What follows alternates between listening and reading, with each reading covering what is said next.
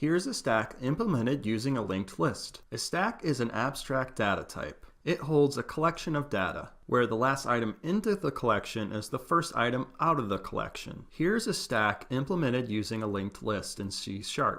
We have a variable top to represent the top of our stack. This variable is of type node, which implements our linked list structure.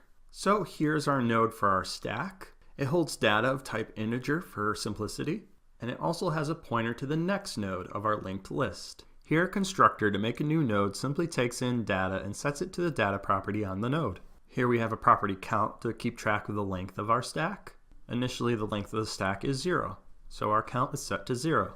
Our three main operations, push, pop, and peek, should have a big O of 1, or constant time, because we should always have a reference to the top of the stack. Here's our method push that takes in an item and adds it to the top of our stack.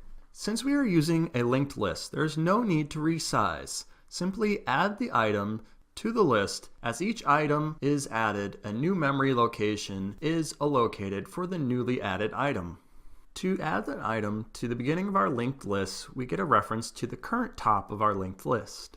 Then we set the top of our linked list equal to a newly created node created using our item passed in and setting the pointer to the next node equal to the current top node, or what was the previous top node. And then simply we increment the count of our list. To pop an item off our list or remove an item off of our list, we simply get a reference to the data of our top node in our linked list. Then we set our current top node to the top node's next node. We decrement the count of our list since we removed an item, and then we return the data from the previous top node of the linked list. Here's our final method peek, which returns an integer. To peek the top of the list, we simply take our reference to the top of the list and get the data on that object and return it. We do not need to remove this item from the list since we are only looking at the data. To use for each in C#, we must implement IEnumerable. Here's our implementation of IEnumerable. We call getEnumerator. We get a reference to the top node of our list. We loop through the entire list until the current node is equal to null, which means we are at the end of the list. On each iteration, we simply take our current node and take its data and then return it.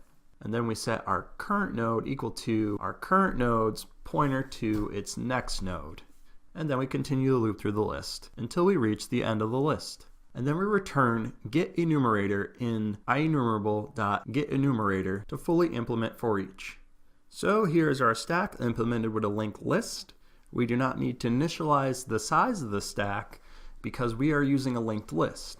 In this example, we push the numbers 1 through 5 onto the stack. When looping through using a for each loop, we start with the top of the stack and go to the bottom. So we have 5, 4, 3, 2, 1. Then we have our count, which is 5 because we have 5 items in our list.